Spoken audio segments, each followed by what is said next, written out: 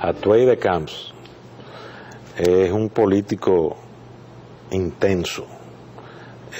Yo a veces lo veo cuando él va a otros programas de televisión y yo me digo a mí mismo, ¿y cómo es posible que él sea el entrevistado y al mismo tiempo dirija el programa? Pero es que cuando la gente tiene ese don de mando y esa cosa, aunque sea el entrevistado, como quiera mandan. Pero yo le doy la bienvenida a mi amigo don Atuey. No, gracias. ¿Cómo va todo? Todo muy bien. Quiero decirte que me parece muy apropiado tu comentario del día 28. Tú tenías 8 años, 9 años. Yo debía tener como 14 o 15 años. 15 años. Y la verdad es que vi todo aquel ametrallamiento y aquellas cosas que acontecieron. No solamente el bombardeo de Rivera Caminero, sino también el ametrallamiento hecho por el CEFA y los dominicanos que murieron en ese momento histórico. Recuerdo que mi padre estaba ahí y mi madre también, puesto que mi padre fue de los constitucionalistas que suscribió la Constitución de 1963, que prohibió de por vida en esa Constitución la reelección del presidente de la República y del vicepresidente de la República. Hay en la prensa una información de William Fulbright, el ex senador norteamericano, que escribió un magnífico libro que se llamaba La arrogancia del poder, que Peña Gómez mencionaba mucho, en donde ahí William Fulbright reconoce que la excusa de que había peligro de vidas de ciudadanos norteamericanos no pasó de ser una excusa.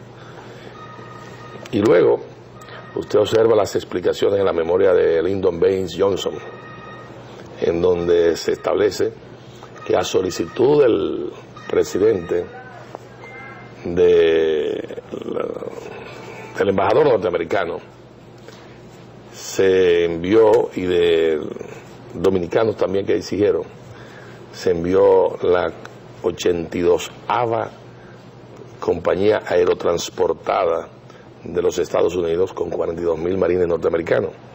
Y recuerdo perfectamente el portaaviones Bossert, establecido en el ría de Santo Domingo, si se quiere, prácticamente.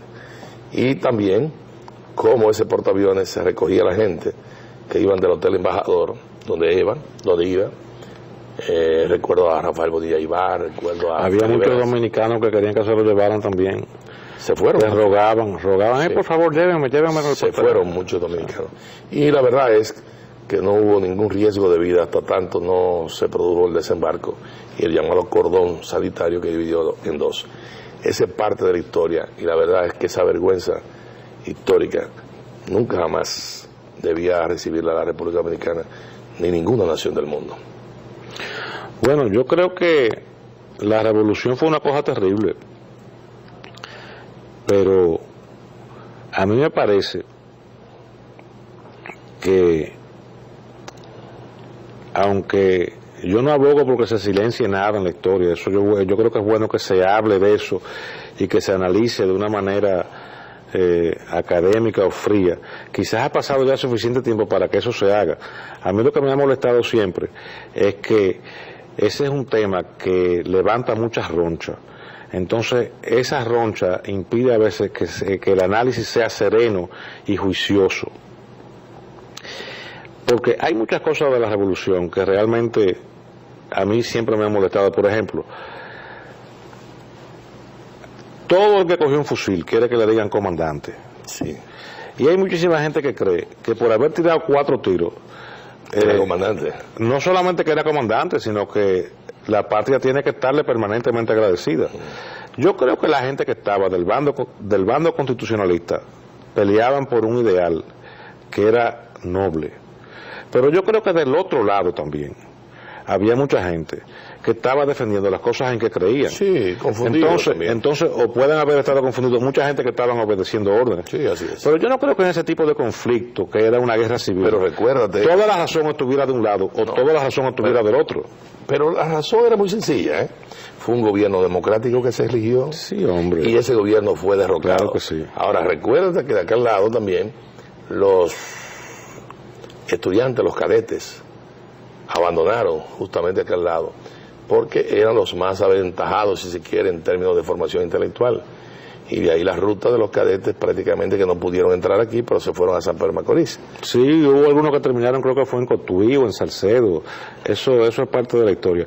Pero el punto es que pilotos en Puerto Rico. Las cosas de la historia son tan complejas que si uno se pone a ver, en este país nadie,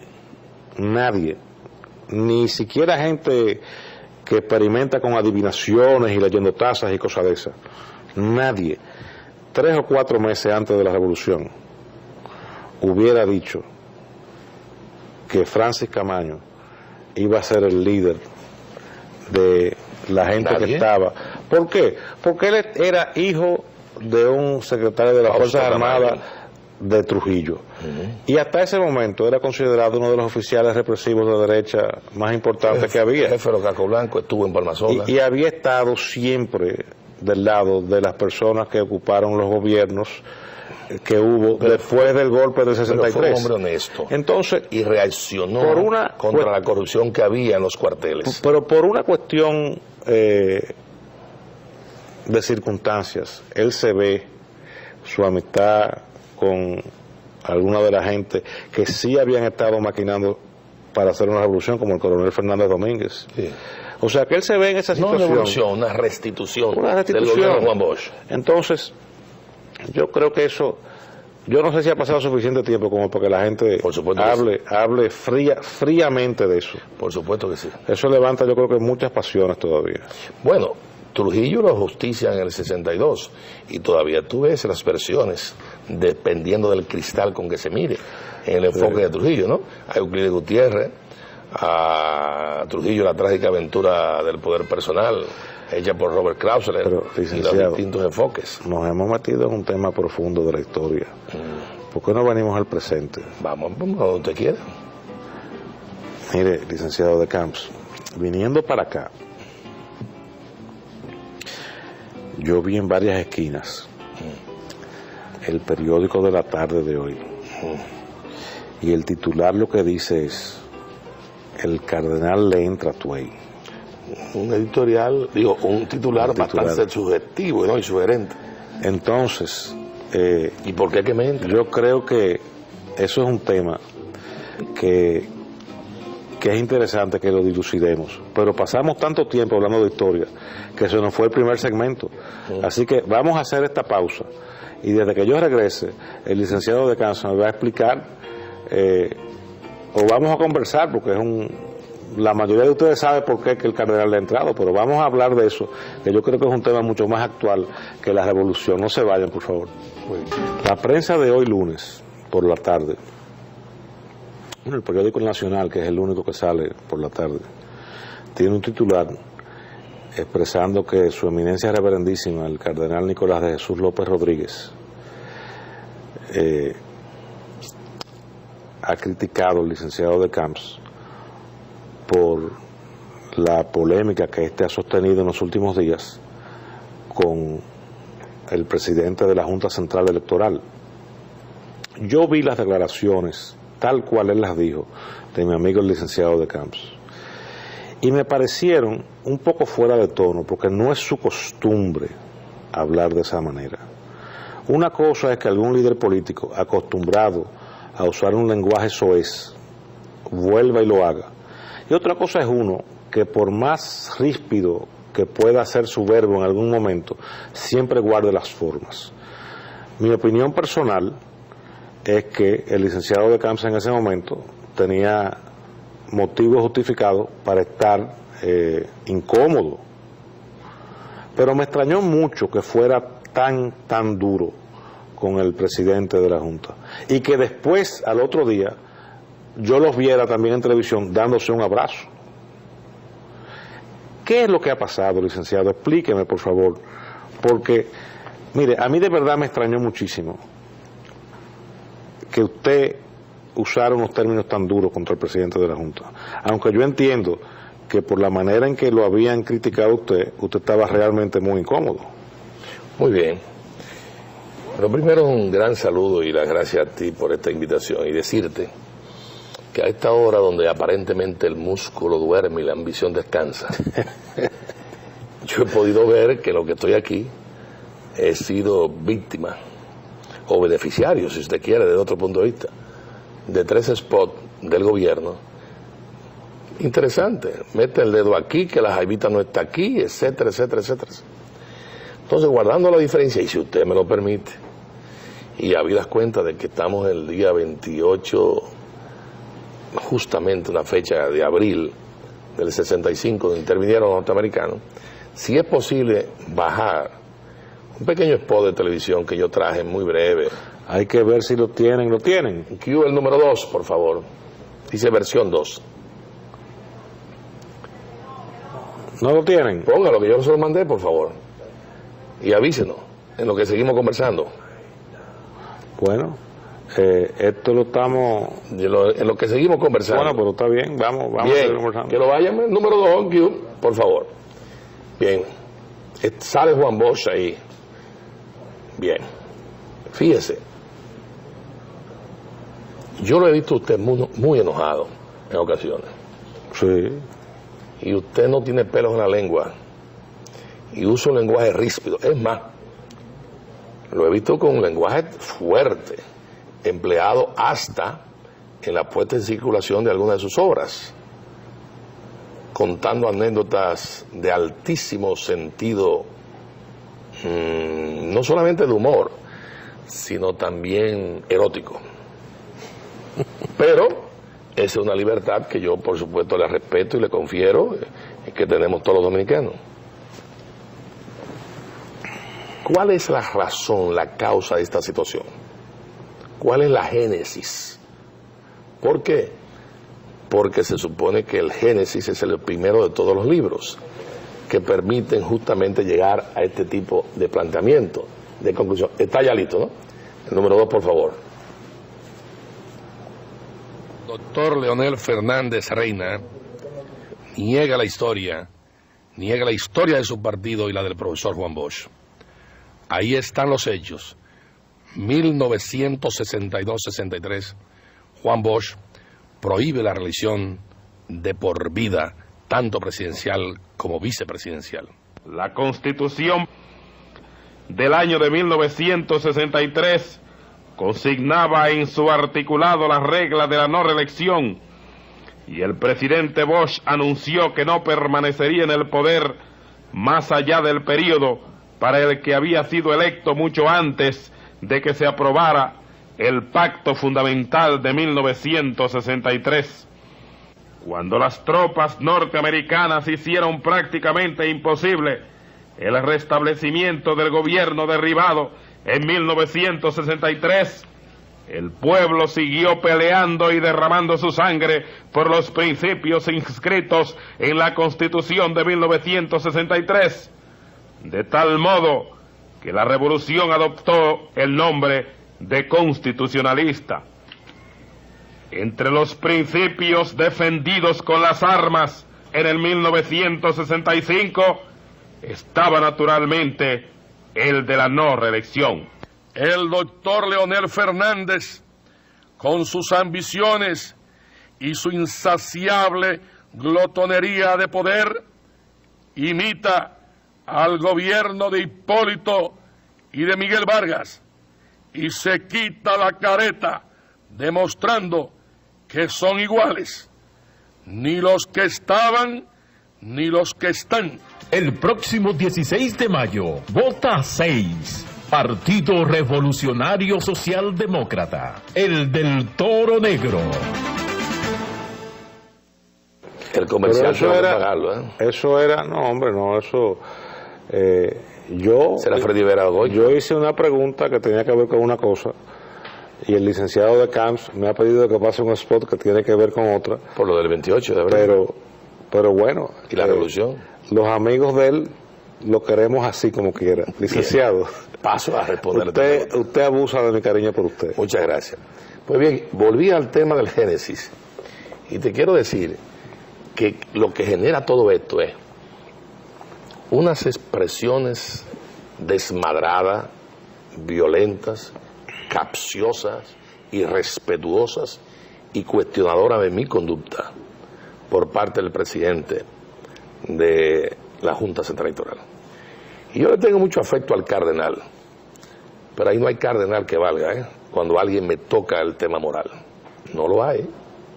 Y mire, que ahora hay un obispo que ganó en Paraguay, un obispo progresista. Y yo recuerdo expresiones... Pero el cardenal no tiene ambiciones políticas. No, pero espérate, dicho que ganó. Y yo recuerdo expresiones del propio cardenal diciendo que él era un hombre y que se debatía en el frente que quisiera. Sí, pero eso fue en otras circunstancias. Pero bueno, espérate, ahí están los hechos históricos. Ahora, ¿cómo se me cuestiona? Se me cuestiona, y yo por supuesto vengo con los documentos, porque supuestamente yo había alterado un documento y había hecho un plagio de un documento. Y yo conozco bien lo que es plagio, y sé lo que es diagramación, y sé lo que es diseño, y sé lo que es sangría y muchas otras cosas más. Y el presidente de la Junta, a quien yo conocí pequeño, puesto que era muy amigo de su padre, a quien apoyé en un momento determinado en la universidad, no tenía derecho para tener que actuar de este modo. ¿No? ¿Por qué? Primero, porque los jueces de la Junta y la Junta no tienen que tener documentos secretos. Segundo, porque nosotros recibimos por secretaría justamente el voto razonado y como tal, como ciudadano dominicano, tenemos derecho a hacer la publicación que nos venga en gana, pública, pagada o que acreditada. En este caso nosotros pagamos usted justamente la publicación. Hasta ahí usted tiene razón, pero óigame una cosa. Nada. Una cosa es hacer una publicación con el membrete de la Junta como espacio pagado, y otra cosa es que usted publique eso mismo exactamente igual y donde dice espacio pagado diga espacio pagado por el PRSD, porque cuando alguien ve la publicación que se hizo, lo que aparenta es que es una publicación que ha hecho la Junta Central Electoral. Eso es una cosa que yo he criticado mucho, porque los periódicos dominicanos a veces, en su afán, no todos, algunos, en este caso fue el Listín Diario, de coger un anuncio, acepta publicar o reproducir documentos sin decir quién es que está pagando ese anuncio.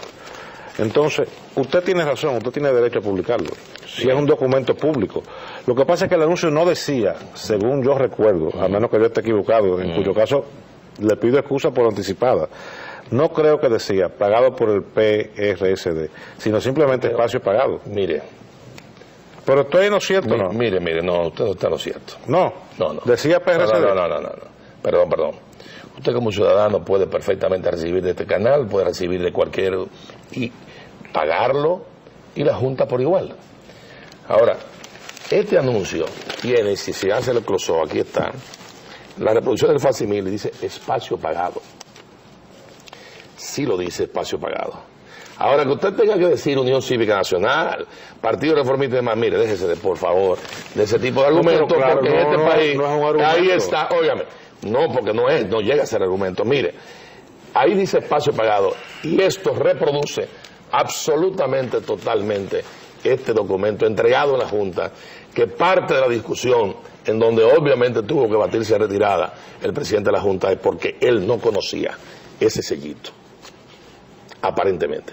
No, ese sellito en eso es el sello de la Secretaría. Si usted recibió el documento de la Secretaría, usted tiene razón. Claro, es un documento público que le ha suministrado. Pero algo más, yo he sido funcionario y como tal he hecho muchas publicaciones. Yo recuerdo que en el gobierno de don Antonio Guzmán, cuando pedí los honores militares correspondientes, en un momento determinado, para el caso de Herrera Campins, se me quiso presentar ante el país con que yo quería dirigir la Fuerza Armada.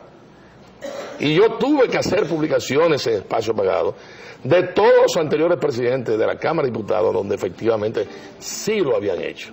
Entonces no había problema. Entonces este es un documento que nadie puede calificarme a mí de haberlo falsificado, de haber dicho que era un plagio eso y de que no tenía capacidad. Nadie y el propio presidente, es un documento claro, de la Junta, claro, y el propio presidente de la Junta, y dice Pacho Padilla, y el propio presidente de la Junta justamente lo sabe eso. Ahora bien, mire, le voy a contar una pequeña anécdota que ocurrió con el doctor Castaño Payá, el padre de este caballero que preside la Junta. Estábamos en el Alma Mater, en la Gallera, Alma Mater, popularmente conocida como Gallera, y está tratando de hablar Diomedes Mercedes, el doctor Diomedes Mercedes, y el Paco Oredo tenía cierta influencia, y Uribe Montaz le dice: usted no puede continuar hablando porque usted es un revisionista, a Diomedes Mercedes, que era del Comité Julio Antonio Mella, del PCD, y que tenía relaciones con los grupos más prosoviéticos que el prochino. El Paco Oredo era prochino. Yo estaba como dirigente estudiantil, pero estaba abajo. E insiste, el rector es Julio César Castaño Payá, insiste. De modo tal que lo interrumpe, no permite que continúe la asamblea, y el doctor Castaño Payá se para y le dice: usted no puede seguir esa actitud. Y dice Uribe Montaz: ¿por qué? Porque usted está insultando. Y dice Uribe Montaz: no, yo estoy utilizando una categoría política. Lo recuerdo totalmente.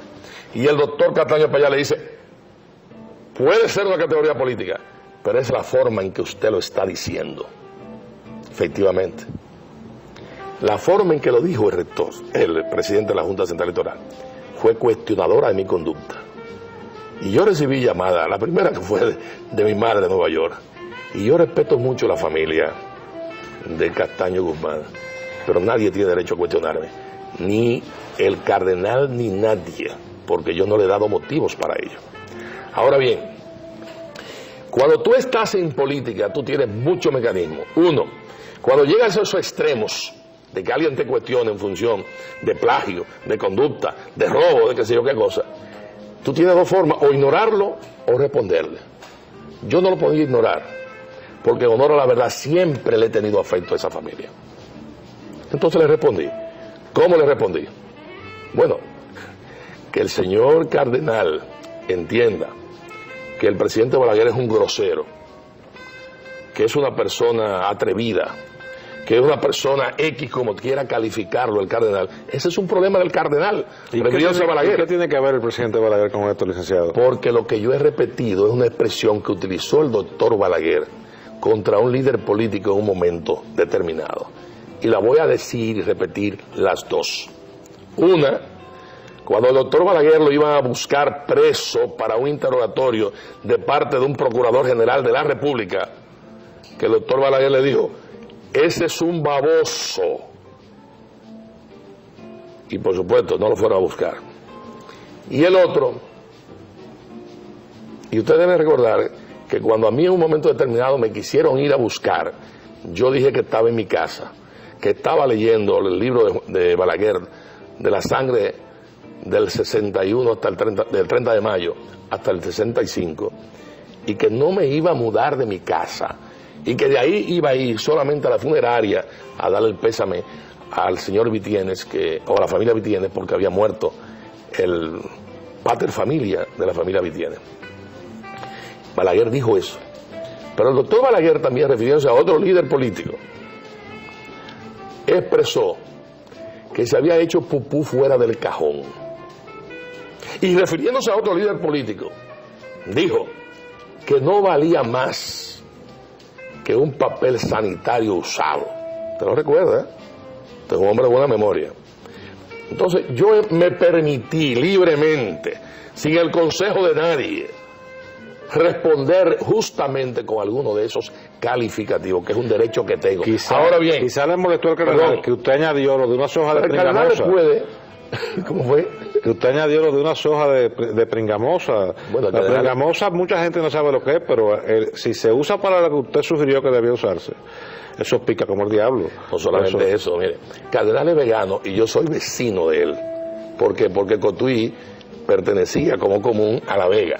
Y en las zonas húmedas, la pringamosa se da con frecuencia. Y no es la primera vez que alguien procurando utilizar después de haber evacuado en el monte, coja y resulta que toque una hoja.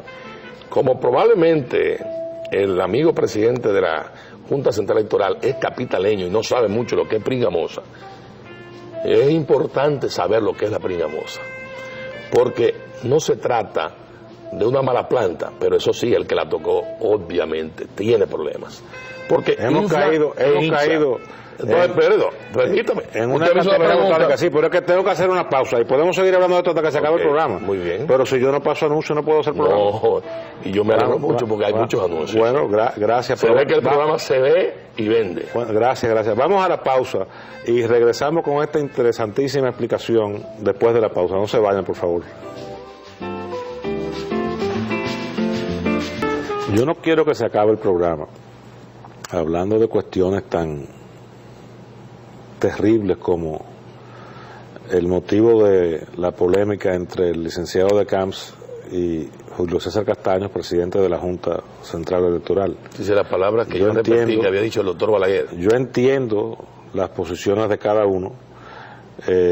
Creo que el licenciado de Camps tenía motivos para sentirse mal, pero sin que abramos de nuevo la misma polémica. Yo creo también que cuando se hace una publicación que diga espacio pagado, que no es la institución que encabeza, debe decir quién la paga. Yo creo que ahí si hubieran los dos evitado todo eso. Pero no quiero entrar en eso. No, usted ha tocado un punto nodal, vital. ¿Usted sabe por qué se ha hecho esta tormenta de parte del doctor Castaño? Sí, yo se lo voy a decir, porque ninguna de las participaciones que he tenido la he puesto en circulación. Porque dentro de los grupos que hay en la Junta Central Electoral hay la necesidad de reprimir a aquel que en definitiva se le salga de la mano. No entiendo eso, ¿no? O sea, que hay una pugna tan grande entre las diferentes... Hay grupos, ese es un archipielaguito de intereses. Dentro de ellos, el doctor Castaño es una minoría. Pero él es el presidente de la Junta. Pero es una minoría. Es un presidente desgraciadamente inorgánico, porque las facultades las tienen las dos presidencias, la contenciosa y la administrativa. Fíjese usted que quien va a recibir los fondos públicos no es el presidente de la Junta, es el presidente de la administrativa. Observe eso. Y justamente en términos del PNVC, el que hizo la publicación, que fue la Junta Central Electoral, diciendo que el caso de la alianza con el PRSD y el PDVC se aprueba, pero se sobresee hasta tanto la Junta, la Cámara Contenciosa decida. Y efectivamente la Cámara Contenciosa decidió. Pero ¿qué ocurrió? Que eso no le gustó al presidente de otra de las cámaras. Y entonces viene la represión, la actuación. ¿Para qué? Para ponerlo tuche, como se dice, para que ceje. Y eso no es correcto. Eso es una expresión capitaleña muy vieja, ponerlo tuche. Y cibaeño también. Sí. Tuche. Sí. Porque claro, Sí. ponerlo tuche cejando para usted jugar bolita, lo que fuere. Entonces, obviamente lo pone en esa situación. Y esa es, desgraciadamente, a la labor que se prestó probablemente sin querer, el presidente. Pero el presidente no debió haber dicho que era un caso cerrado, que era una serie de cosas más, cuando él sabe muy bien que los del PDVC y nosotros llegamos, los del PDVC, hasta solicitar mediante acto notarial el envío de los observadores. Y él conoce de la crucifixión que se atravesó y se pasó en relación con ese tema. Entonces, obviamente, cuando usted provoca, valga la expresión cubana que dice, ante la agresión Cuba responde. Bueno, no hay que ser cubano para eso, usted responde, por supuesto. Yo estaba en Nueva York, yo aterricé a las 2 de la tarde, a las 4 de la tarde estaba en la rueda de prensa, entre otras cosas para que supieran quién fuere, no importa la investidura que tenga, que obviamente con la moral no se puede estar jugando, en absoluto. Yo siento mucha admiración, afectos personales por el doctor Castaño, el doctor Castaño fue destituido de la Junta por una maniobra reformista. No obstante el hecho que fue el doctor Balaguer que lo puso. Y colocaron a otro personaje, a Kiko Félix, en un momento determinado. Ese fue un acto de injusticia. El doctor Castaño volvió como MacArthur, ¿no? Me voy pero vuelvo. Y volvió. Y volvió como presidente. Y volvió como presidente. Y la primera de las felicitaciones fue la mía. Óigame bien, ¿eh? Ahora, el doctor Castaño sabe que cuando usted habla conmigo y me mira a los ojos, usted está hablando conmigo. No me cambie las reglas de juego, ni me haga trastrueque de ninguna situación, ni me meta barajas que no estaban. No, así no. O lo definimos, la situación, y como tal, yo siempre he respetado. Ahora yo exijo que me respete, sea quien sea, desde el presidente de la Junta hasta el cardenal y quien sea. Por eso no toco ciertas teclas. Ahora, si me la tocan, que espere que se la voy a responder.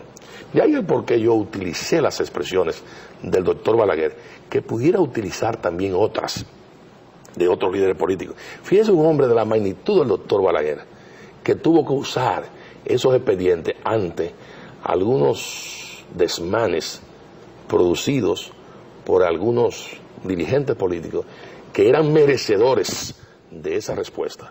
Ahora bien, si yo usé esa expresión, el que me la enseñó fue el doctor Balaguer. ¿A usted no le parece que el uso que usted hace de la experiencia del presidente Balaguer en auxilio suyo en este momento es algo paradójico cuando usted es el más emblemático opositor de la reelección y Balaguer era más reeleccionista que nadie?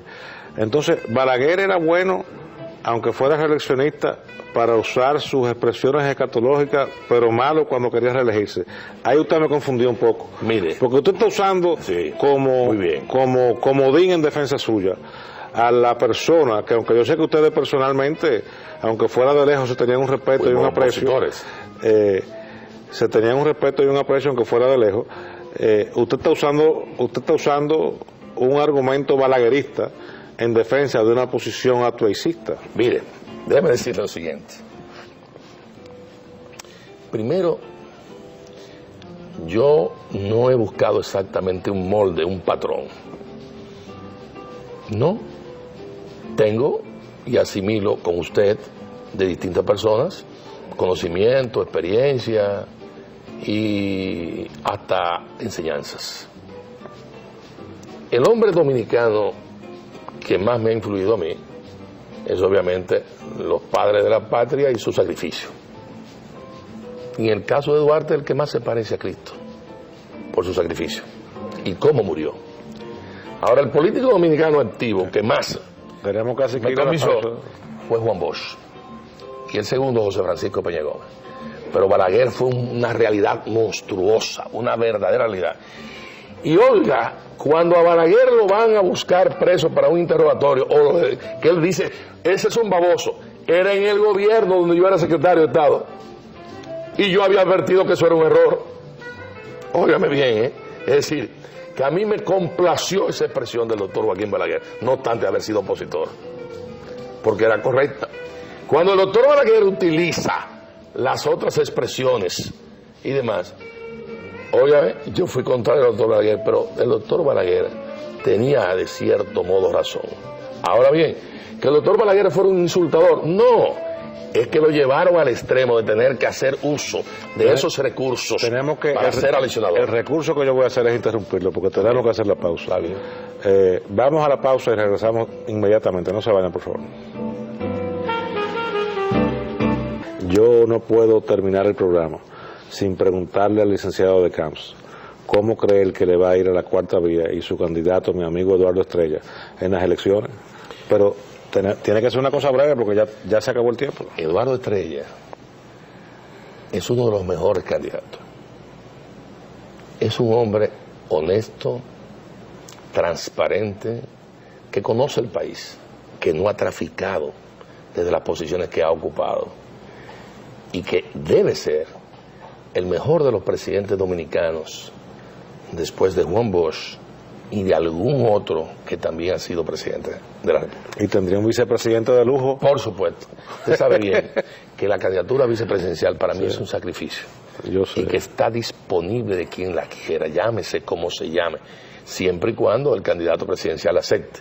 Pero es la mejor demostración de que este país, los dominicanos, no podemos cruzarnos de brazos ante lo que está ocurriendo y ante lo que ocurrió.